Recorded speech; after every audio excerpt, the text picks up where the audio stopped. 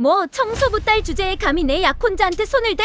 서지안, 네가 의사면 이 세상에 의사 아닌 사람이 어디 있어? 웃기지 좀 마.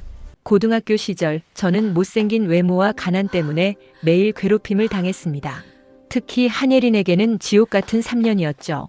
그녀는 제 머리채를 잡아 끌고 급식판을 엎고 반 아이들 앞에서 저를 조롱했습니다. 하지만 그녀는 몰랐습니다. 제가 20년간 악착같이 공부해서 유명 성형외과 전문의가 되었다는 것을요.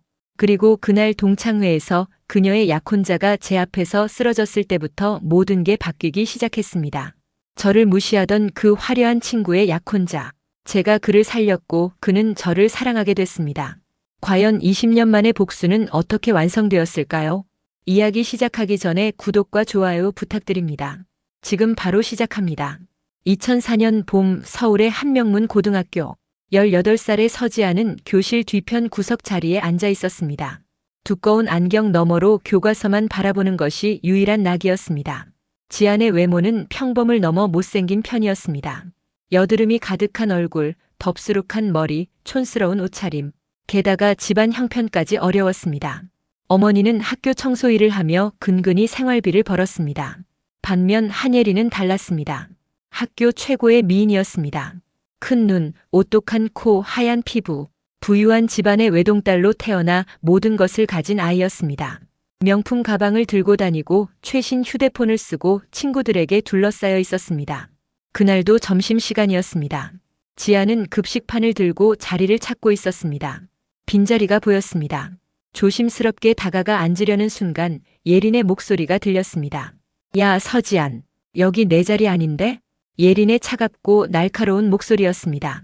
주변 아이들이 웃음을 터뜨렸습니다. 지아는 얼굴이 빨개졌습니다. 저기, 빈자리라서. 빈자리? 여긴 우리 자리야. 너 같은 애가 앉을 곳이 아니라고. 예린의 친구들이 킥킥거렸습니다. 지아는 고개를 숙이고 다른 자리로 옮겼습니다. 하지만 예린은 거기서 멈추지 않았습니다. 야, 서지안. 너 오늘 옷 뭐야? 동대문 시장에서 샀어? 아이들의 웃음소리가 커졌습니다. 지아는 아무 말도 하지 못했습니다. 눈물이 차올랐지만 참았습니다. 울면 더 놀림감이 될 것을 알고 있었으니까요. 그리고 그 옷도 웃기다. 내 엄마가 학교 청소하면서 주운 거야? 예린의 말에 지안의 손이 떨렸습니다. 어머니를 모욕하는 것만큼은 참을 수 없었습니다. 하지만 입을 열 용기가 없었습니다. 그날 오후 지아는 화장실에서 혼자 울었습니다. 거울을 보며 자신의 얼굴을 바라봤습니다. 못생긴 얼굴, 가난한 집안, 왜 이렇게 태어났을까? 원망스러웠습니다. 하지만 그때 결심했습니다. 언젠가는 달라질 거라고, 공부로 성공해서 이 모든 것을 극복하겠다고. 눈물을 닦고 교실로 돌아왔습니다. 한 달 후 체육 시간이었습니다. 지아는 운동을 못했습니다. 달리기도 느리고 공도 못 받았습니다. 피구를 하는데 예린이 지안을 향해 공을 3개 던졌습니다. 받아봐, 서지안. 공이 지안의 얼굴을 정통으로 맞췄습니다. 안경이 날아가고 코피가 쏟아졌습니다. 아이들은 웃었습니다. 예린도 웃었습니다. 어머, 미안. 실수였어. 근데 운동신경이 왜 그래? 공 하나 못 받아? 선생님이 달려왔지만 이미 늦었습니다. 지아는 보건실로 실려갔습니다. 그날 밤 집에 돌아와 거울을 보며 또 울었습니다. 어머니가 방문을 열고 들어왔습니다. 지아나, 괜찮니? 학교에서 무슨 일 있었어? 아무 일 없어요, 엄마. 그냥 넘어졌어요. 어머니는 딸의 거짓말을 알았지만 더 묻지 않았습니다. 대신 딸을 꼭 안아줬습니다. 지아나, 힘들지? 엄마가 미안해. 너한테 좋은 건 못해줘서. 아니에요, 엄마. 전 괜찮아요. 우리 지안이는 착하고 똑똑해. 나중에 크면 꼭 성공할 거야. 어머니의 말에 지아는 다시 결심했습니다. 어머니를 위해서라도 성공하겠다고. 공부로 모든 것을 이겨내겠다고. 2학년이 되었습니다. 상황은 더 나빠졌습니다. 예린의 괴롭힘은 계속됐습니다. 어느 날은 지안의 책가방을 쓰레기통에 버렸습니다. 어느 날은 지안의 책상에 낙서를 했습니다. 못생긴 거지. 꺼져라. 더러워. 지아는 매일 아침 학교 가기가 두려웠습니다. 하지만 빠지지 않았습니다. 공부를 포기할 수 없었으니까요. 그해 겨울 가장 끔찍한 일이 벌어졌습니다. 예린과 친구들이 지안을 옥상으로 불렀습니다. 서지안, 이리 와봐. 지안은 두려웠지만 갔습니다. 거절하면 더 심한 보복이 있을 것을 알았으니까요. 옥상은 추웠습니다. 겨울바람이 매섭게 불었습니다. 예린이 지안 앞에 섰습니다. 야, 너 정말 우리 학교 창피하게 하는 거 알아? 그 못난 얼굴로 어떻게 학교를 다녀? 예린의 친구들이 웃었습니다. 지안은 고개를 숙였습니다. 그리고 내 엄마 말이야. 우리 학교 청소하는 거 봤어. 너무 웃기더라. 딸은 학생이고 엄마는 청소부라니. 지안의 주먹이 떨렸습니다. 분노가 치밀었습니다. 하지만 참았습니다. 뭐? 화났어? 때려볼래? 예린이 지안의 어깨를 밀었습니다. 지안은 뒤로 비틀거렸습니다. 친구들이 다시 웃었습니다. 병신 같은 년, 너 같은 애는 이 학교 다니지 마. 알겠어? 예린이 마지막으로 지안의 가슴을 밀고 떠났습니다. 친구들도 따라갔습니다. 지안은 혼자 옥상에 남았습니다. 추운 바람이 불었습니다. 지안은 난간에 기대 서울 하늘을 바라봤습니다. 눈물이 흘렀습니다. 정말 죽고 싶었습니다. 이런 삶이 의미가 있을까? 계속 살아야 할까? 하지만 어머니 얼굴이 떠올랐습니다. 매일 새벽부터 밤까지 일하시는 어머니, 자신을 위해 모든 것을 희생하시는 어머니, 그 어머니를 두고 갈 수 없었습니다. 지안은 난간에서 물러났습니다. 그리고 다시 결심했습니다. 살아남겠다고, 이겨내겠다고, 언젠가는 성공해서 이 모든 것을 돌려주겠다고. 3학년이 되었습니다. 지안은 더욱 공부에 매진했습니다. 도서관에서 새벽까지 공부했습니다. 집에서도 책을 놓지 않았습니다. 예린의 괴롭힘은 계속됐지만 지안은 견뎠습니다. 눈물도 참았습니다. 반응을 보이지 않았습니다. 그러자 예린도 점차 흥미를 잃어갔습니다. 수능날이 왔습니다. 지안은 최선을 다했습니다. 결과가 나왔습니다. 전국 상위 1%, 의대에 갈 수 있는 성적이었습니다. 합격 통지서를 받았을 때 지안은 어머니를 안고 울었습니다. 엄마, 저 의대 붙었어요. 어머니도 울었습니다. 잘했어, 우리 딸. 정말 잘했어. 반면 예린은 겨우 삼류대학에 합격했습니다. 공부에는 관심이 없었으니까요. 졸업식 날 지안과 예린은 마주쳤습니다. 예린이 비웃듯 말했습니다. 의대? 너 같은 애가? 어차피 의사 돼도 그 못난 얼굴은 못 고치잖아. 지안은 아무 말도 하지 않았습니다. 그저 조용히 미소 지었습니다.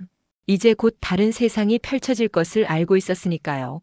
그날 이후 지안은 예린을 다시 보지 않았습니다. 20년 동안 20년이 흘렀습니다. 2024년 서울 강남의 한 대형 성형외과 병원, 서지안 원장실이라는 명패가 붙어 있었습니다. 지안은 이제 38세가 되었습니다. 외모는 여전히 평범했습니다. 성형외과 의사지만 자신은 성형하지 않았습니다. 두꺼운 안경 대신 얇은 안경을 쓰고 단정한 옷을 입었지만 여전히 화려하지 않았습니다.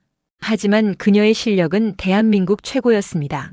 특히 화상 환자와 선천적 기형 환자 치료에 탁월했습니다. 많은 환자들이 지안을 찾았습니다. 그날도 진료실은 환자들로 가득했습니다. 한 중년 여성이 들어왔습니다. 얼굴에 화상 흉터가 있었습니다. 원장님, 정말 이게 나아질까요? 지안은 따뜻하게 미소 지었습니다. 괜찮습니다. 시간이 걸리겠지만 분명 좋아지실 거예요. 제가 최선을 다하겠습니다. 환자의 눈에 눈물이 맺혔습니다. 감사합니다, 원장님. 선생님 같은 분이 계셔서 정말 다행이에요. 지안은 환자의 손을 꼭 잡아줬습니다. 이런 순간이 그녀가 의사가 된 이유였습니다. 고통받는 사람들을 돕는 것, 그것이 지안의 삶의 목적이었습니다. 진료를 마치고 저녁이 되었습니다. 지안은 작은 원룸에 혼자 살았습니다. 돈은 많이 벌었지만 사치하지 않았습니다. 어머니께 용돈을 드리고 자선단체에 기부하고 나머지는 저축했습니다. 저녁을 먹고 책을 읽다가 휴대폰이 울렸습니다. 문자였습니다. 고등학교 동창회 초대장이었습니다. 20주년 동창회에 초대합니다. 2024년 11월 23일 토요일 오후 7시 강남 그랜드 호텔. 지안은 화면을 바라봤습니다. 20년. 마지막으로 그들을 본 지 20년이 흘렀습니다. 한예린도 올까? 궁금했습니다. 하지만 곧 화면을 껐습니다. 가지 않기로 했습니다. 과거는 과거일 뿐이었으니까요. 같은 시각 서울 청담동의 한 고급 펜트하우스. 한예린은 거대한 욕조에 몸을 담그고 샴페인을 마시고 있었습니다. 예린은 지난 20년간 화려하게 살았습니다. 대학 졸업 후 화장품 사업을 시작했습니다. 부모의 자본으로 회사를 세웠고 SNS 마케팅으로 성공했습니다. 지금은 1000만 팔로워를 가진 인플루언서이자 화장품 회사 대표였습니다. 매일 명품으로 치장하고 고급 레스토랑에서 식사하고 해외여행을 다녔습니다. 그리고 무엇보다 재벌 2세와 약혼했습니다. 강민준, 대기업 부회장의 외아들, 40세의 엘리트 사업가. 예리는 그와 6개월 전 약혼했습니다. 휴대폰을 보니 동창회 초대 문자가 와 있었습니다. 예리는 피식 웃었습니다. 20주년이라. 재밌겠네. 예리는 즉시 참석하겠다고 답장을 보냈습니다. 자신의 성공을 자랑하고 싶었으니까요. 문득 서지안이 떠올랐습니다. 그 못생기고 가난했던 애, 지금쯤 어떻게 살고 있을까 궁금했습니다. 휴대폰으로 서지안을 검색했습니다. 놀랍게도 유명 성형외과 원장으로 나왔습니다. 예린의 얼굴이 굳었습니다. 뭐야, 얘가 의사가 됐어? 기사를 읽어봤습니다. 화상 환자 치료의 명예, 자선 활동 활발, 존경받는 의사. 예린은 불쾌했습니다. 자신이 괴롭히던 애가 성공했다는 사실이 마음에 들지 않았습니다.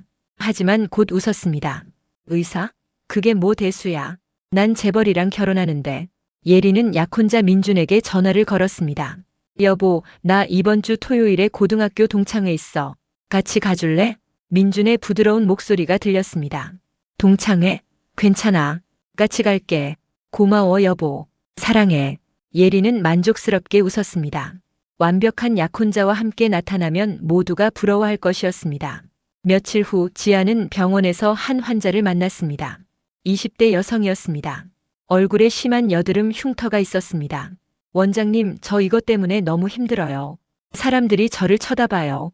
지아는 그 환자를 보며 과거의 자신을 떠올렸습니다. 저도 고등학교 때 여드름이 심했어요. 그래서 많이 놀림받았죠. 환자가 놀라 지안을 봤습니다. 정말요? 네. 그때는 정말 힘들었어요. 거울 보기도 싫었고 학교 가기도 싫었죠. 그런데 어떻게 극복하셨어요? 지아는 잠시 생각하다가 대답했습니다. 시간이요. 그리고 제 자신을 사랑하는 법을 배웠죠. 외모가 전부가 아니라는 걸 깨달았어요. 환자가 눈물을 글썽였습니다. 저도 그렇게 될 수 있을까요? 당연하죠. 제가 도와드릴게요. 흉터 치료도 하고 마음도 치유할 수 있도록요. 그날 지아는 환자를 치료하며 다시 한번 깨달았습니다. 자신이 겪은 고통이 헛되지 않았다는 것을, 그 경험이 다른 사람을 도울 수 있는 힘이 되었다는 것을. 토요일이 다가왔습니다. 지아는 여전히 동창회에 가지 않기로 마음먹고 있었습니다. 하지만 목요일 저녁 한 통의 전화가 왔습니다. 지아나, 나 박수진이야. 기억나? 수진은 고등학교 때 지안에게 유일하게 친절했던 친구였습니다. 수진아, 오랜만이야. 응, 정말 오랜만이다. 동창회 오는 거 맞지? 아니, 나 안 갈 것 같아. 왜? 꼭 와. 나 너 보고 싶어. 20년 만이잖아.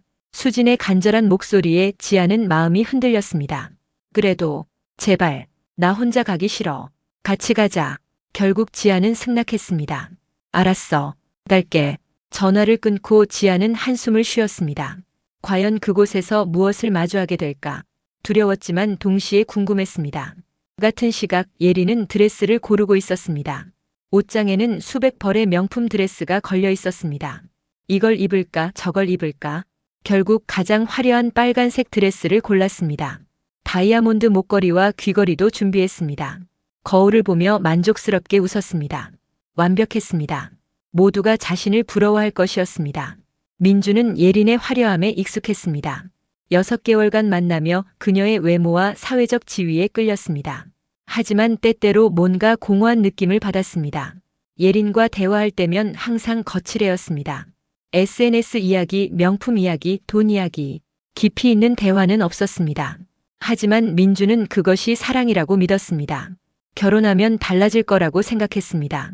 토요일이 밝았습니다. 지아는 옷장을 열었습니다. 화려한 옷은 없었습니다. 단정한 검은색 원피스를 꺼냈습니다. 간단한 메이크업을 하고 머리를 묶었습니다. 거울을 보니 여전히 평범한 얼굴이었습니다. 하지만 이제는 부끄럽지 않았습니다. 이것이 자신이었으니까요. 예리는 미용실에서 3시간을 보냈습니다. 머리를 화려하게 세팅하고 풀 메이크업을 받았습니다. 완벽한 모습이었습니다. 저녁 6시 민준이 벤츠를 몰고 예린을 데리러 왔습니다. 정말 아름다워요, 예린 씨. 고마워요, 여보. 두 사람은 강남 그랜드 호텔로 향했습니다. 지아는 택시를 타고 호텔에 도착했습니다. 수진이 입구에서 기다리고 있었습니다. 지아나, 수진아. 두 친구는 반갑게 포옹했습니다. 와, 너 의사 됐다며? 대박이다. 너는 뭐하고 지내? 나는 초등학교 선생님이야. 평범하게 살고 있어. 두 사람은 함께 연회장으로 들어갔습니다. 이미 많은 동창들이 모여 있었습니다. 연회장은 화려했습니다. 샹들리에가 반짝이고 테이블마다 꽃이 장식되어 있었습니다. 동창들은 삼삼오오 모여 이야기를 나누고 있었습니다. 지안과 수진이 들어서자 몇몇이 알아봤습니다. 서지안이다. 진짜? 20년 만이네. 사람들이 다가왔습니다. 대부분 호의적이었습니다. 지안아 의사 됐다며? 대단하다. 신문에서 봤어. 유명하더라. 지안은 겸손하게 웃으며 인사했습니다. 생각보다 환영받는 분위기에 조금 놀랐습니다. 하지만 그때 연회장 문이 활짝 열렸습니다. 모든 사람의 시선이 그쪽으로 쏠렸습니다. 한예린이 등장했습니다. 빨간 드레스에 다이아몬드 장신구, 완벽하게 화장한 얼굴, 옆에는 잘생기고 세련된 남자가 서 있었습니다. 와, 한예린이다. 완전 여신이네. 옆에 남자는 누구야? 예린은 만족스럽게 웃으며 걸어 들어왔습니다. 모든 시선을 즐기고 있었습니다. 다들 오랜만이에요. 예린의 목소리는 달콤했습니다. 사람들이 몰려왔습니다. 예린아, 진짜 예쁘다. 옆에 분은 누구세요? 예린이 민준의 팔을 끼며 말했습니다. 제 약혼자예요. 강민준이요. 강민준? 설마 그 강민준? 네, 맞아요. DK그룹 부회장의 아드님이에요. 사람들이 감탄했습니다. 예린은 더욱 뿌듯해했습니다. 민준은 공손하게 인사했습니다. 안녕하세요. 강민준입니다. 그의 태도는 교양 있고 세련되었습니다. 재벌 2세지만 거만하지 않았습니다. 예린은 연회장을 둘러봤습니다. 그때 구석에 서 있는 지안을 발견했습니다. 눈이 마주쳤습니다. 예린의 입가에 미소가 번졌습니다. 천천히 지안에게 다가갔습니다. 민준도 따라왔습니다. 어머, 서지안, 진짜 너야? 지안은 침착하게 대답했습니다. 오랜만이야, 예린아. 20년이 지났는데도 여전히 그 모습이네. 나는 화장품 사업으로 대박났고 재벌 2세랑 약혼했는데 말이야. 넌 뭐하고 사는데? 예린의 목소리에는 우월감이 가득했습니다. 주변 사람들이 불편한 표정을 지었습니다. 난 의사야. 성형외과 의사. 아, 그래? 의사? 근데 너는 왜 성형 안 했어? 성형외과 의사면서. 예린의 말에 몇몇이 헛기침을 했습니다. 노골적인 모욕이었으니까요. 지아는 평온하게 대답했습니다. 필요를 못 느껴서. 난 내 모습이 괜찮거든. 예린이 피식 웃었습니다. 그래? 난 이해가 안 되는데. 뭐 어쨌든 의사 된 건 대단하네. 축하해. 가식적인 축하였습니다. 지아는 아무 말도 하지 않았습니다. 민주는 지안을 바라봤습니다. 평범한 외모였지만 눈빛이 맑고 깊었습니다. 뭔가 다른 느낌이었습니다. 안녕하세요. 강민준입니다. 민준이 손을 내밀었습니다. 지아는 악수했습니다. 서지안입니다. 만나서 반갑습니다. 의사시라고 들었습니다. 어떤 분야를 하시나요? 성형외과입니다. 주로 화상이나 선천적 기형 환자를 치료하고요. 민준의 눈이 빛났습니다. 대단하시네요. 정말 의미 있는 일이십니다. 지아는 겸손하게 웃었습니다. 민준은 그 미소에서 진정성을 느꼈습니다. 예린이 끼어들었습니다. 여보, 우리 자리로 가요. 다른 친구들도 인사해야 하잖아요. 아, 네. 민준과 예린은 다른 테이블로 갔습니다. 지아는 그들의 뒷모습을 바라봤습니다. 수진이 속삭였습니다. 예린이는 여전히 그대로네. 변한 게 없어. 응. 오히려 더 심해진 것 같아. 그래도 너 침착하게 잘 대응했어. 멋있더라. 지아는 웃었습니다. 더 이상 예린의 말에 상처받지 않았습니다. 20년간 단련된 마음이었으니까요. 저녁 식사가 시작됐습니다. 지안과 수지는 구석 테이블에 앉았습니다. 예린과 민주는 중앙 테이블에 앉았습니다. 식사 중에도 사람들은 계속 예린에게 몰렸습니다. 예린은 자신의 성공담을 자랑했습니다. 제 화장품 브랜드 아시죠? 올해 매출이 100억 넘었어요. 와, 대단하다. 그리고 곧 결혼해요. 내년 봄에 신라 호텔에서요. 축하해, 예린아. 예린은 만족스럽게 웃었습니다. 민주는 옆에서 미소 지었지만 속으로는 조금 불편했습니다. 예린의 자랑이 과하다고 느꼈으니까요. 식사가 끝나고 자유시간이 됐습니다. 사람들은 테이블을 오가며 대화를 나눴습니다. 민주는 화장실에 가려고 자리에서 일어났습니다.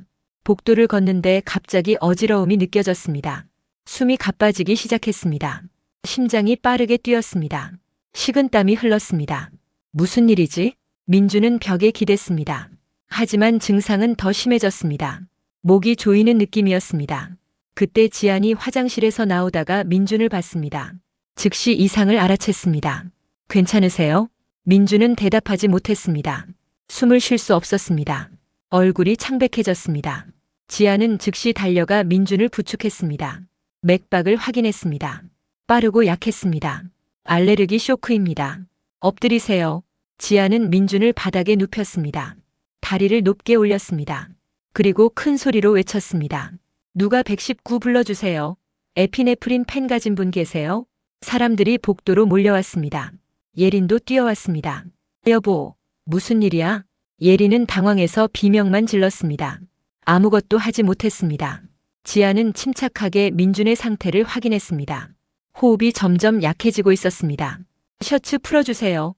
지아는 민준의 셔츠를 풀고 심폐소생술을 준비했습니다. 하지만 그 전에 한 가지 더 확인했습니다. 오늘 특별히 드신 음식 있으세요? 예린이 떠듬거리며 대답했습니다. 모르겠어요. 지아는 재빨리 판단했습니다. 새우 요리가 나왔던 것이 기억났습니다. 갑각류 알레르기일 가능성이 높았습니다. 다행히 한 직원이 에피네프린 자동 주사기를 가져왔습니다. 지아는 즉시 민준의 허벅지에 주사했습니다. 몇 초가 지났습니다. 민준의 호흡이 조금씩 돌아왔습니다. 얼굴에 혈색이 돌기 시작했습니다. 구급차 사이렌 소리가 들렸습니다. 곧 구급대원들이 도착했습니다. 저는 의사입니다. 환자는 아나필락시스 쇼크로 보이며 에피네프린 투여했습니다. 구급대원들이 고개를 끄덕이며 민준을 들것에 옮겼습니다. 예린이 울먹이며 따라가려 했지만 지안이 말했습니다. 병원 가시면 의사에게 새우 알레르기 가능성 있다고 꼭 말씀하세요. 예린은 제대로 대답도 못하고 고개만 끄덕였습니다. 구급차가 출발했습니다. 연 회장은 술렁였습니다. 와, 서지안이 사람 살렸어. 정말 대단하다. 지아는 조용히 화장실로 가서 손을 씻었습니다. 심장이 빠르게 뛰었습니다. 긴장이 풀리며 다리가 후들거렸습니다. 거울을 보며 깊게 숨을 들이쉬었습니다. 사람의 생명을 구한 것입니다. 의사로서 당연한 일이었지만 여전히 떨렸습니다. 수진이 화장실로 들어왔습니다. 지안아, 괜찮아? 응, 괜찮아. 진짜 대단했어. 모두가 놀랐어. 당연한 일을 했을 뿐이야.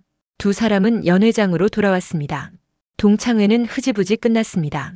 모두들 충격에서 벗어나지 못했으니까요. 지아는 집으로 돌아왔습니다. 샤워를 하고 침대에 누웠습니다. 오늘 일이 계속 떠올랐습니다. 한예린. 20년 만에 다시 본 그녀는 겉으로는 화려했지만 본질은 변하지 않았습니다. 여전히 남을 깎아내리고 자신을 자랑하고 진정성 없는 사람이었습니다. 그리고 강민준. 재벌 2세지만 교양 있고 예의 바른 사람으로 보였습니다. 하지만 왜 예린 같은 사람과 약혼했을까? 궁금했습니다. 아마 겉모습에 속은 걸 거야. 지아는 한숨을 쉬고 눈을 감았습니다. 이제 다시는 그들을 볼 일이 없을 거라고 생각했습니다. 하지만 운명은 다른 계획을 가지고 있었습니다. 월요일 아침 지아는 평소처럼 병원에 출근했습니다. 진료 스케줄을 확인하고 환자들을 맞을 준비를 했습니다. 오전 10시쯤 간호사가 급하게 들어왔습니다. 원장님, VIP 환자분이 오셨는데요. 예약 없이 오셨어요. VIP? 네, 강민준 씨라고 하시는데요. 지아는 놀랐습니다. 토요일에 구급차로 실려간 그 사람이었습니다. 알겠어요. 모셔와요. 잠시 후 민준이 진료실로 들어왔습니다. 훨씬 건강해 보였습니다. 안녕하세요, 서 원장님. 안녕하세요. 많이 좋아지신 것 같네요. 네, 덕분입니다. 그때 원장님이 아니었다면 정말 감사합니다. 민준은 깊게 고개를 숙였습니다. 진심이 담긴 인사였습니다. 당연한 일을 했을 뿐입니다. 앉으세요. 민준이 의자에 앉았습니다. 지아는 차트를 보며 물었습니다. 병원에서 뭐라고 하던가요? 새우 알레르기였습니다. 원장님 말씀대로요. 어렸을 때 한 번 경험한 적이 있는데 까먹고 있었어요. 앞으로는 조심하셔야겠네요. 다음에는 더 심할 수 있으니까요. 네, 명심하겠습니다. 잠시 침묵이 흘렀습니다. 민준이 조심스럽게 물었습니다. 원장님, 혹시 식사 한번 같이 하실 수 있을까요? 제대로 감사 인사를 드리고 싶어서요. 지아는 망설였습니다. 민준은 예린의 약혼자였습니다. 오해를 살 수 있었습니다. 괜찮습니다. 감사 인사는 충분히 받았어요. 제발 부탁드립니다. 제 생명을 구해주셨는데 이렇게 끝낼 수는 없어요. 민준의 진심 어린 눈빛에 지아는 결국 승낙했습니다. 알겠습니다. 하지만 간단하게요. 감사합니다. 그날 저녁 두 사람은 병원 근처 조용한 한식당에서 만났습니다. 민주는 예린에게 이 사실을 말하지 않았습니다. 말하면 오해할 것 같았으니까요. 식사를 하며 대화가 시작됐습니다. 원장님은 왜 의사가 되셨어요? 지아는 잠시 생각하다가 대답했습니다. 고등학교 때 많이 힘들었어요. 외모 때문에 괴롭힘도 당하고요. 그때 생각했어요. 사람들의 고통을 덜어주는 일을 하고 싶다고. 민주는 조용히 들었습니다. 특히 외모 때문에 고통받는 사람들을 돕고 싶었어요. 그래서 성형외과를 선택했죠. 대단하십니다. 자신의 아픔을 남을 돕는 힘으로 바꾸신 거네요. 지아는 민준을 봤습니다. 진심으로 감동한 표정이었습니다. 가식이 없었습니다. 민준 씨는요? 무슨 일을 하세요? 저는 아버지 회사에서 일합니다. 경영을 배우고 있죠. 힘들지 않으세요? 재벌 2세라는 타이틀이. 민준이 쓴웃음을 지었습니다. 솔직히 힘들 때가 많아요. 사람들이 저를 그 타이틀로만 보거든요. 제 자체를 보는 사람은 거의 없어요. 지아는 고개를 끄덕였습니다. 이해할 수 있었습니다. 그래도 예린 씨가 있잖아요. 약혼자시니까. 민준의 표정이 미묘하게 변했습니다. 네, 그렇죠. 대화는 계속 이어졌습니다. 놀랍게도 두 사람은 많은 공통점이 있었습니다. 책을 좋아하고 클래식 음악을 즐기고 조용한 곳을 선호했습니다. 시간 가는 줄 모르고 이야기했습니다. 2시간이 훌쩍 지났습니다. 와, 벌써 이렇게 됐네요. 시간 가는 줄 몰랐어요. 저도요. 오랜만에 이렇게 편하게 대화해봤어요. 민준의 말에 지아는 조금 놀랐습니다. 약혼자가 있는데 이런 말을 해도 되나? 그때 민준의 휴대폰이 울렸습니다. 예린이었습니다. 여보, 지금 어디야? 아, 회사 일 때문에 늦을 것 같아. 또? 요즘 너무 바쁜 거 아니야? 미안해. 곧 갈게. 전화를 끊고 민준은 미안한 표정을 지었습니다. 죄송합니다. 가봐야 할 것 같아요. 네, 괜찮아요. 두 사람은 식당을 나왔습니다. 주차장에서 헤어지기 전 민준이 말했습니다. 오늘 정말 즐거웠습니다. 다음에 또 뵐 수 있을까요? 지아는 망설였습니다. 이건 옳지 않았습니다. 민준은 약혼자가 있는 사람이었으니까요. 민준 씨, 저희는 이렇게 만나면 안 될 것 같아요. 왜요? 예린 씨가 오해할 수 있잖아요. 민준은 잠시 아무 말도 하지 못했습니다. 지안이 옳았으니까요. 죄송합니다. 제가 경솔했네요. 괜찮아요. 오늘은 즐거웠어요. 건강 조심하세요. 지아는 택시를 타고 떠났습니다. 민준은 그녀의 뒷모습을 바라봤습니다. 가슴 한편이 허전했습니다. 집으로 가는 길 민준은 생각에 잠겼습니다. 오늘 지안과 나눈 대화가 계속 떠올랐습니다. 편안하고 진실된 대화였습니다. 예린과는 이런 대화를 나눈 적이 없었습니다. 항상 거칠애였습니다. SNS 이야기, 누가 뭘 샀다는 이야기, 어디 갔다는 이야기. 문득 의문이 들었습니다. 정말 예린을 사랑하는 걸까? 아니면 그녀의 외모와 사회적 이미지에 끌린 걸까? 예린의 펜트하우스에 도착했습니다. 예린은 소파에 앉아 휴대폰을 보고 있었습니다. 늦었네. 미안해. 일이 좀 밀렸어. 요즘 왜 이렇게 바빠? 나랑 시간도 안 보내고. 미안해. 다음 주에는 시간 낼게. 예린은 툴툴거렸지만 곧 다른 이야기를 시작했습니다. 있잖아. 내 SNS 팔로워가 1100만 명 넘었어. 그래? 축하해. 그리고 다음 달에 신제품 론칭하는데 대박 날 것 같아. 민주는 건성으로 대답했습니다. 관심이 가지 않았습니다. 예린은 눈치채지 못했습니다. 자기 이야기에만 빠져 있었으니까요. 그날 밤 민주는 잠을 이루지 못했습니다. 지안의 얼굴이 계속 떠올랐습니다. 평범한 외모지만 맑은 눈빛, 진실된 말투, 따뜻한 미소. 이건 뭐지? 왜 자꾸 생각나지? 민주는 혼란스러웠습니다. 지안도 마찬가지였습니다. 집에 돌아와서도 민준과의 대화가 떠올랐습니다. 편안하고 즐거웠습니다. 하지만 곧 고개를 저었습니다. 안 돼. 그 사람은 예린의 약혼자야. 지아는 이 감정을 묻기로 했습니다. 더 이상 민준을 만나지 않기로 결심했습니다. 하지만 운명은 그들을 계속 만나게 했습니다. 며칠 후 병원에 민준이 또 찾아왔습니다. 이번에는 다른 이유였습니다. 원장님, 저희 어머니를 뵙게 해드리고 싶어서요. 어머니요? 네, 어머니께서 오래전 화상을 입으신 적이 있어요. 그 흉터 때문에 고민이 많으시거든요. 지아는 환자라면 거절할 수 없었습니다. 알겠습니다. 예약 잡아드릴게요. 감사합니다. 다음 주 민준의 어머니가 병원을 찾았습니다. 60대 중반의 우아한 여성이었습니다. 하지만 왼쪽 팔에 화상 흉터가 있었습니다. 지아는 정성껏 진찰했습니다. 그리고 치료 계획을 설명했습니다. 시간이 걸리겠지만 많이 좋아지실 거예요. 민준의 어머니는 지안의 손을 잡았습니다. 감사합니다, 원장님. 민준이한테 선생님 이야기 많이 들었어요. 아, 네. 아들을 살려주셔서 정말 감사해요. 당연한 일을 했을 뿐입니다. 민준의 어머니는 지안을 따뜻하게 바라봤습니다. 선생님, 우리 민준이랑 친구하면 안 될까요? 아들이 선생님 같은 좋은 분이랑 친하게 지냈으면 해서요. 지안은 당황했습니다. 어떻게 대답해야 할지 몰랐습니다. 그건 제가 괜찮아요. 부담 갖지 마세요. 그냥 아들이 요즘 좀 외로워 보여서요. 민준의 어머니는 의미심장하게 웃었습니다. 마치 뭔가를 알고 있는 듯한 표정이었습니다. 진료가 끝나고 민준이 어머니를 모시러 왔습니다. 어머니, 어떠셨어요? 아주 좋으신 분이더라. 민준아, 이 원장님 잘 모셔야 해. 네, 어머니. 민준과 지안의 눈이 마주쳤습니다. 둘 다 미소 지었습니다. 그날 이후로 민준은 어머니 진료 때마다 함께 왔습니다. 한 달에 2번씩, 그때마다 지안과 짧게 대화를 나눴습니다. 서서히 두 사람은 가까워졌습니다. 친구처럼. 하지만 둘 다 알고 있었습니다. 이 감정이 단순한 우정이 아니라는 것을. 2달이 흘렀습니다. 민준의 어머니 치료는 순조롭게 진행됐습니다. 흉터가 눈에 띄게 좋아졌습니다. 원장님 덕분에 이렇게 좋아졌어요. 정말 감사해요. 민준의 어머니는 지안의 손을 꼭 잡았습니다. 진심 어린 감사였습니다. 다행이에요. 조금만 더 치료하면 거의 보이지 않을 거예요. 진료가 끝나고 민준이 조심스럽게 물었습니다. 원장님, 오늘 시간 있으세요? 왜요? 어머니께서 원장님께 감사 인사를 제대로 드리고 싶다고 하셔서요. 저녁 식사 대접하고 싶으시대요. 지아는 망설였습니다. 하지만 환자 어머니의 요청을 거절하기 어려웠습니다. 알겠습니다. 그날 저녁 세 사람은 고급 한정식집에서 만났습니다. 민준의 어머니는 따뜻하고 자상했습니다. 원장님 편하게 드세요. 감사합니다. 식사를 하며 민준의 어머니가 지안에게 물었습니다. 원장님은 결혼 안 하셨어요? 지안은 당황했습니다. 아, 네. 아직 인연이 없어서요. 이렇게 훌륭하신 분이 아직 혼자라니. 남자들이 눈이 없나 봐요.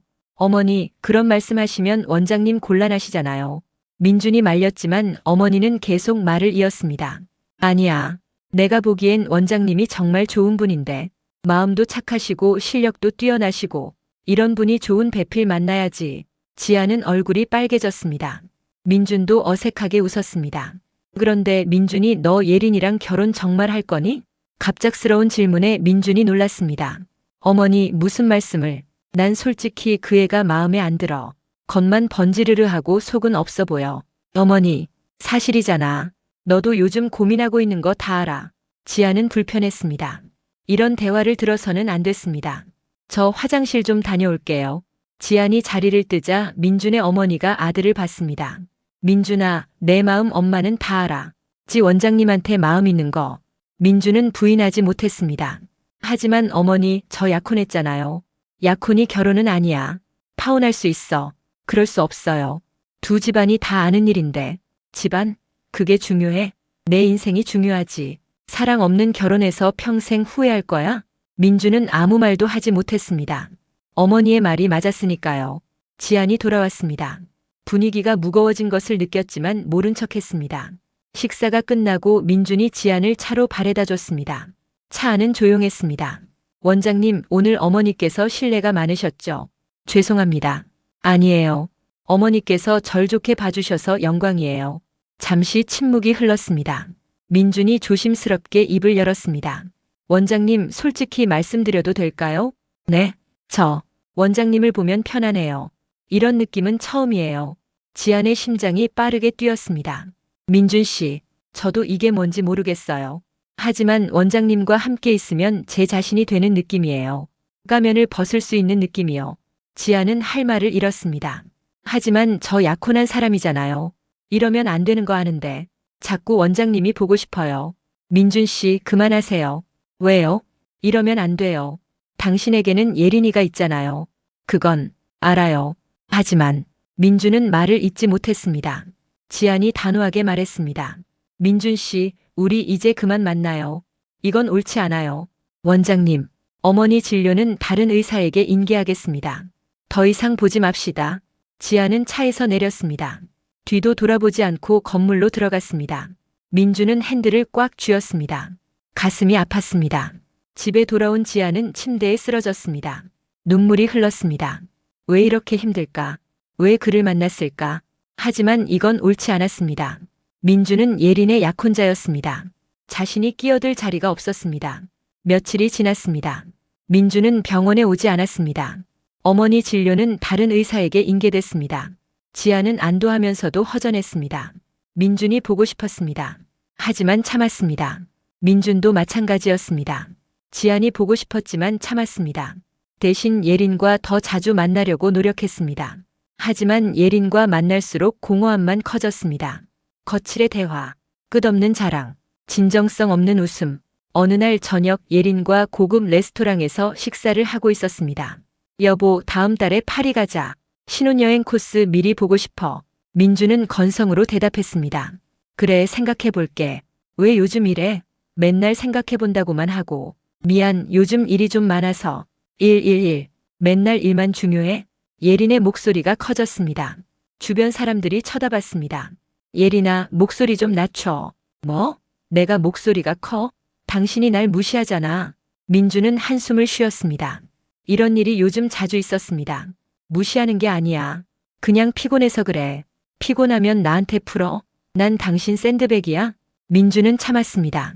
하지만 한계가 왔습니다. 예린아, 우리 관계 한번 돌아볼 필요가 있는 것 같아. 뭐? 무슨 소리야? 우리가 정말 서로를 사랑하는 걸까? 예린의 얼굴이 굳었습니다. 지금 뭐라고 한 거야? 난 요즘 계속 생각하고 있어. 우리가 왜 약혼했는지. 정말 사랑해서인지 아니면 뭐? 말해봐. 아니면 서로의 조건이 좋아서인지. 예린은 믿을 수 없다는 표정을 지었습니다. 미쳤어? 결혼 석 달 앞둬 놓고 이런 소리 해? 그래서 지금이라도 진지하게 생각해보자는 거야. 예린은 가방을 집어들고 일어섰습니다. 나 집에 갈 거야. 정신 차리고 연락해. 예린이 레스토랑을 나갔습니다. 민주는 혼자 남아 와인을 마셨습니다. 그날 밤 민주는 지안에게 문자를 보냈습니다. 원장님 보고 싶습니다. 하지만 보내지 않았습니다. 지우고 또 지웠습니다.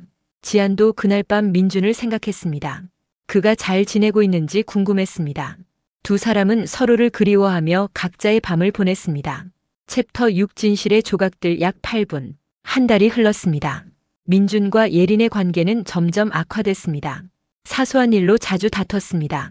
어느 토요일 오후 민준은 친구들과 골프를 치러 갔습니다. 클럽하우스에서 쉬고 있는데 한 남자가 다가왔습니다. 민준 씨, 오랜만입니다. 아, 안녕하세요. 그 남자는 민준의 대학 선배였습니다. 같은 과 출신이었죠. 저기 혹시 한예린 씨와 약혼하신 거 맞죠? 네, 맞습니다. 선배는 잠시 망설이다가 조심스럽게 물었습니다. 한예린, 그 한예린 맞나요? 서연고 출신? 네, 서연고 나왔어요. 선배의 표정이 굳었습니다. 혹시 그 학교에 대해 아시는 게 있나요? 무슨 말씀이신지? 제 동생이 그 학교 나왔거든요. 한예린이라는 애한테 괴롭힘 당했어요. 민준의 눈이 커졌습니다. 괴롭힘이요? 네, 심했어요. 동생이 한동안 학교도 못 갔을 정도였죠. 그래서 전학까지 갔어요. 민준은 믿을 수 없었습니다. 혹시 동생분 이름이? 김소희요. 기억하실 수도 있을 것 같은데. 민준은 기억이 나지 않았습니다. 하지만 충격이었습니다. 죄송하지만 제가 아는 예린이랑 같은 사람인지 확신이 안 서서요. 저도 처음엔 그랬어요. 근데 SNS 보니까 맞더라고요. 민준 씨 조심하세요. 그 사람 겉과 속이 달라요. 선배는 그렇게 말하고 갔습니다. 민준은 충격에서 벗어나지 못했습니다. 집으로 돌아가는 길 민준은 계속 생각했습니다. 예린이 학폭 가해자였다니 믿기지 않았습니다. 하지만 동창회에서 본 모습이 떠올랐습니다. 서지안에게 했던 말들, 무시하고 깎아내리던 태도, 그리고 평소 예린의 행동들, 직원들에게 반말하는 것, 자기보다 못한 사람을 무시하는 것. 혹시 정말일까? 민주는 알아보기로 결심했습니다. 다음 날 조용히 사립 탐정을 고용했습니다. 일주일 후 민주는 탐정으로부터 보고서를 받았습니다. 두꺼운 파일이었습니다. 천천히 읽어 내려갔습니다. 그 안에는 예린의 고등학교 시절 기록이 담겨 있었습니다. 학교폭력위원회 개최 기록, 피해 학생 12명, 가해 학생 한예린, 민준의 손이 떨렸습니다. 상세 내용을 읽었습니다. 신체 폭력, 언어 폭력, 집단 따돌림, 금품 갈취까지, 그리고 피해 학생 목록 중 한 이름이 눈에 들어왔습니다. 서지안. 민준은 숨이 막혔습니다. 지안. 그 따뜻하고 진실된 지안이 예린에게 괴롭힘을 당했다니. 보고서는 계속됐습니다. 예린은 부모의 돈으로 사건을 무마시켰습니다. 합의금을 주고 조용히 처리했습니다. 학폭 기록도 돈으로 지웠습니다.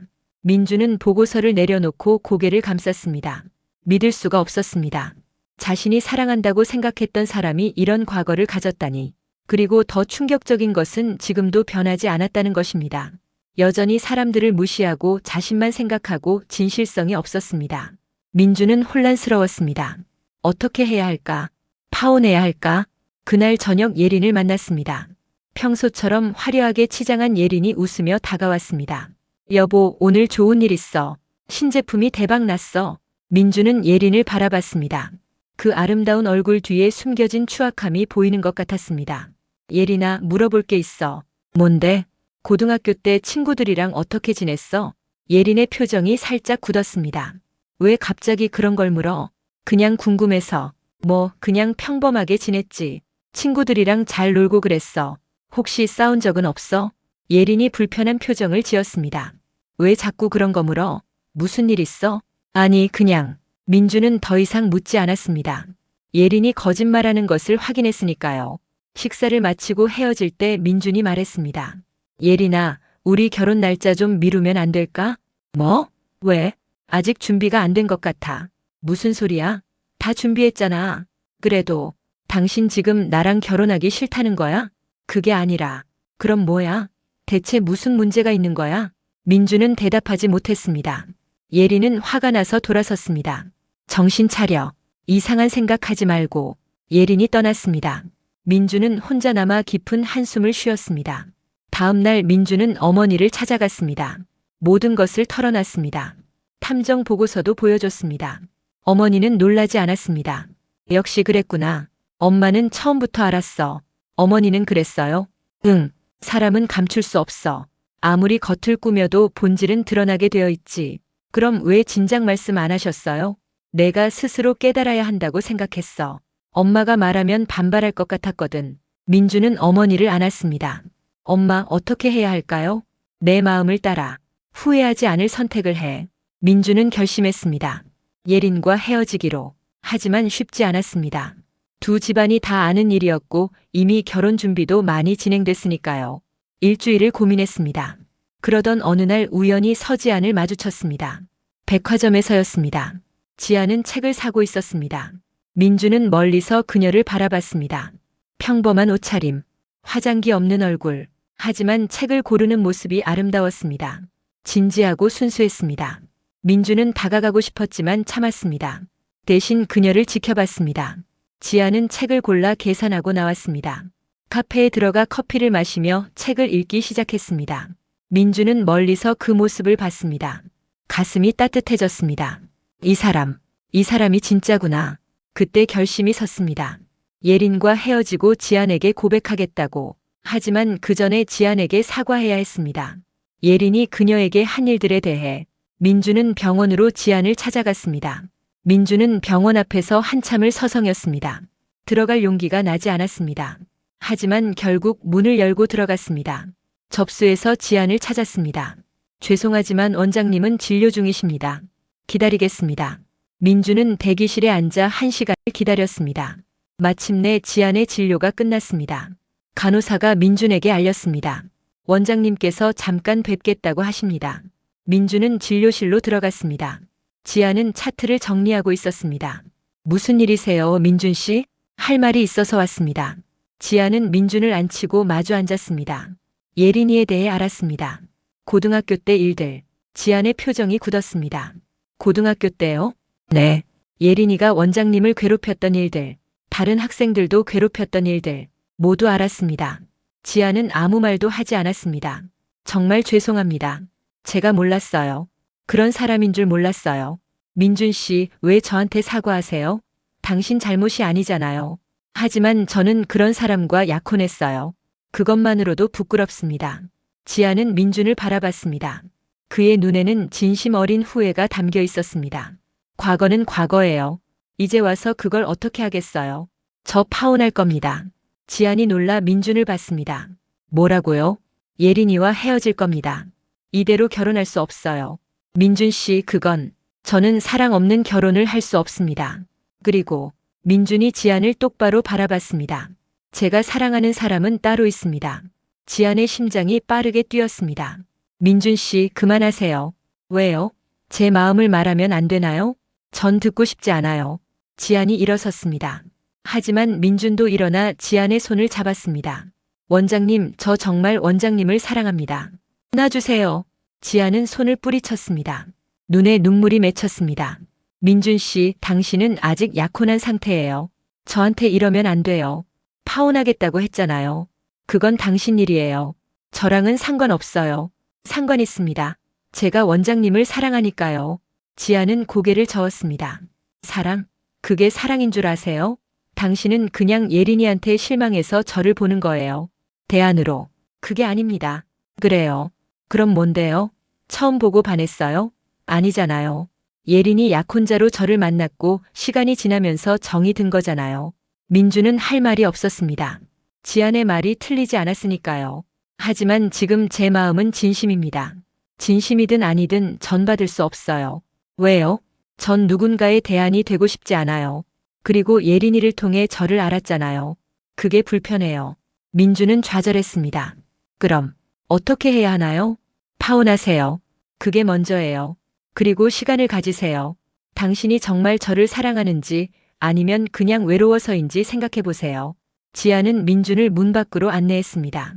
정리되면 다시 오세요. 그때 이야기하죠. 민준은 고개를 끄덕이고 나갔습니다. 혼자 남은 지아는 의자에 주저앉았습니다. 눈물이 흘렀습니다. 사실은 그녀도 민준을 사랑했으니까요. 하지만 이건 옳지 않았습니다. 제대로 된 시작이 아니었습니다. 민준은 그날 저녁 예린을 만났습니다. 예린의 펜트하우스였습니다. 예린아, 할 말이 있어. 뭔데? 또 결혼 연기하자는 소리야? 아니, 파혼하자는 얘기야. 예린의 얼굴이 얼어붙었습니다. 뭐라고? 우리 헤어지자. 결혼할 수 없어. 미쳤어? 지금 뭐라고 한 거야? 민주는 침착하게 말했습니다. 우리는 서로 사랑하지 않아. 그냥 조건이 맞아서 만난 거잖아. 조건? 당신이 날 사랑한다고 했잖아. 착각이었어. 미안해. 예린은 믿을 수 없다는 표정으로 민준을 노려봤습니다. 다른 여자 생겼지? 누구야? 민준은 대답하지 않았습니다. 예린이 소리쳤습니다. 서지안이지? 그년이지? 민준의 침묵이 답이었습니다. 예린은 웃음을 터뜨렸습니다. 하하, 정말?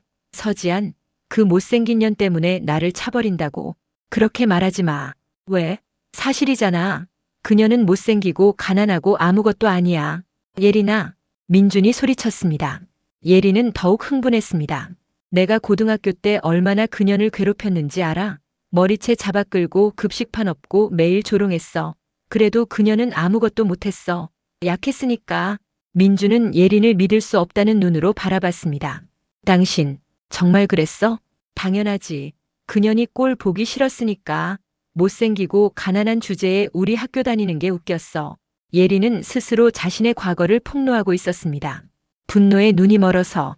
그리고 지금도 마찬가지야. 그녀는 여전히 루저야. 의사? 그게 뭐 대단해? 난 재벌이랑 결혼하는데. 민주는 휴대폰을 꺼냈습니다. 녹음 중이었습니다. 뭐해? 증거 확보했어. 당신의 학폭 자백. 예린의 얼굴이 창백해졌습니다. 뭐라고? 이 녹음 파일 피해자들한테 보낼 거야. 그리고 언론에도 제보할 거야. 당신 미쳤어? 아니, 정신 차린 거야. 당신 같은 사람을 왜 사랑한다고 착각했는지 모르겠어. 민주는 문을 향해 걸었습니다. 예린이 소리쳤습니다. 이렇게 끝날 것 같아? 내가 가만 안 둬. 당신 집안도 가만 안 둬. 마음대로 해. 난 상관없어. 민주는 펜트하우스를 나왔습니다. 문을 닫는 순간 무게가 내려가는 느낌이었습니다. 예린은 혼자 남아 물건들을 집어던졌습니다. 거울이 깨졌습니다. 꽃병이 바닥에 떨어졌습니다. 소파에 주저앉아 울었습니다. 분노와 좌절의 눈물이었습니다.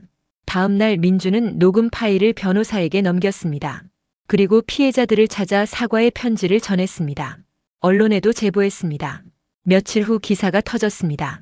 유명 인플루언서 한예린 학폭 과거 드러나 피해자 10여 명. 예린의 SNS는 난리가 났습니다.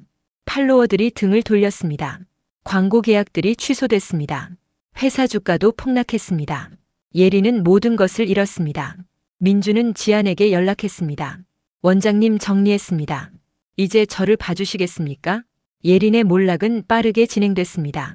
SNS 계정은 삭제됐고 회사는 파산 직전에 몰렸습니다.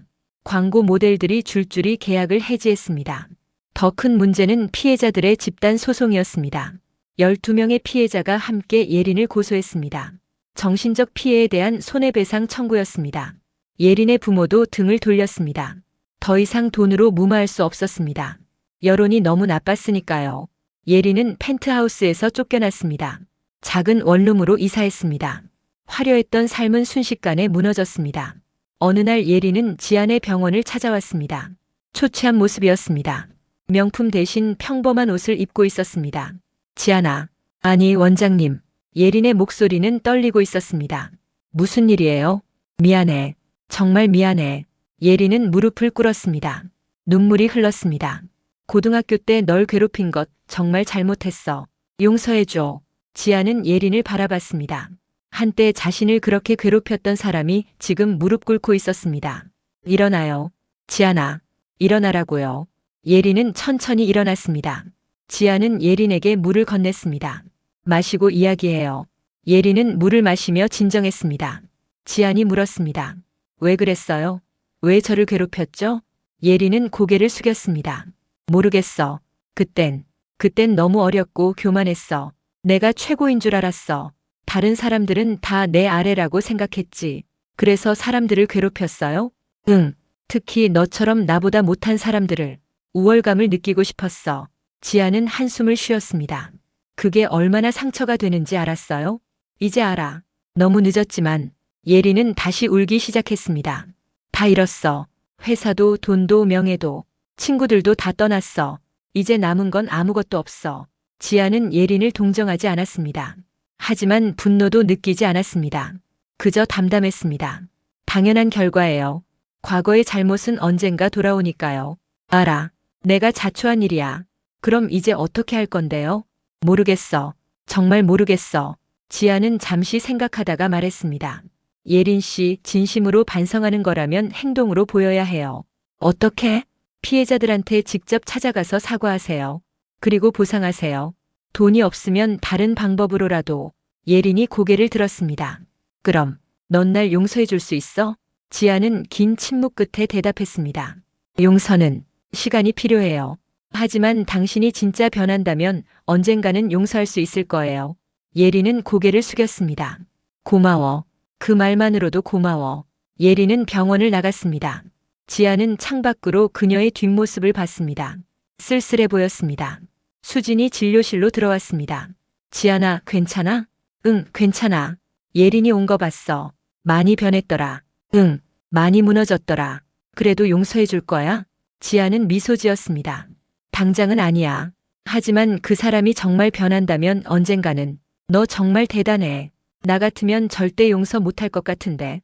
용서는 상대방을 위한 게 아니야. 나 자신을 위한 거야. 계속 미워하면 나만 힘들어지거든. 수지는 친구를 꼭 안아줬습니다. 한편 민주는 매일 지안에게 꽃을 보냈습니다. 편지도 함께. 진심을 담은 편지였습니다. 한 달이 지났습니다. 지안은 민준의 마음을 확인했습니다. 진심이었습니다. 변하지 않는 마음이었습니다. 어느 토요일 오후 지안은 민준에게 연락했습니다. 민준 씨, 시간 있으세요? 민준은 즉시 달려왔습니다. 두 사람은 한강공원에서 만났습니다. 벤치에 나란히 앉았습니다. 한강물이 반짝이고 있었습니다. 원장님, 저를 만나주셔서 감사합니다. 천천히 걷죠. 두 사람은 강변을 걸었습니다. 민준이 먼저 입을 열었습니다. 원장님, 저 정말 원장님을 사랑합니다. 진심입니다. 알아요. 그럼. 지안이 멈춰 섰습니다. 민준을 똑바로 바라봤습니다. 저도 민준 씨를 좋아해요. 민준의 얼굴이 환해졌습니다. 정말요? 네. 하지만 조건이 있어요. 뭐든지 들어드릴게요. 천천히 가요. 급하지 않게. 서로를 제대로 알아가면서 민주는 고개를 끄덕였습니다. 당연하죠. 원장님이 원하시는 대로 할게요. 그리고 과거는 묻지 마요. 예린 씨 이야기도. 알겠습니다. 두 사람은 다시 걸었습니다. 이번에는 손을 잡고 그날부터 지안과 민주는 연인이 됐습니다. 천천히 조심스럽게 사랑을 키워갔습니다. 1년이 흘렀습니다. 민주는 지안에게 프러포즈했습니다. 화려한 이벤트가 아니었습니다. 두 사람이 처음 만난 동창회 장소인 호텔 정원에서였습니다. 원장님, 아니 지안 씨, 저와 결혼해 주시겠습니까? 민주는 무릎을 꿇고 반지를 꺼냈습니다. 다이아몬드 반지가 아니었습니다. 심플한 은반지였습니다. 지안이 물었습니다. 왜 은반지예요? 다이아몬드는 화려하지만 차가워요.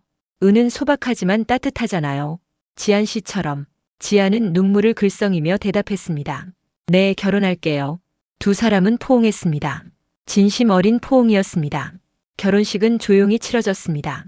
가족과 가까운 친구들만 초대했습니다. 화려하지 않았지만 따뜻했습니다. 지안은 웨딩드레스를 입고 입장했습니다. 성형하지 않은 평범한 얼굴이었지만 행복으로 빛나고 있었습니다. 민주는 신부를 보며 눈물을 흘렸습니다. 이 사람과 함께 인생을 살아갈 수 있다는 것이 감사했습니다.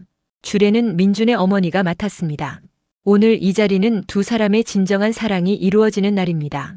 겉모습이 아닌 내면을 사랑하는 두 사람. 축복합니다. 박수가 터져 나왔습니다. 피로 연장에는 특별한 손님이 있었습니다. 한예린이었습니다. 예린은 초대받지 않았지만 축하 화환을 보냈습니다. 그리고 편지도. 지안 축하해. 당신은 진짜 아름다운 사람이야. 겉모습이 아니라 마음이. 나도 당신처럼 되고 싶어. 미안하고 고마워. 지안은 편지를 읽고 미소 지었습니다. 예린도 조금씩 변하고 있는 것 같았습니다. 피로연이 끝나고 두 사람은 신혼여행을 떠났습니다.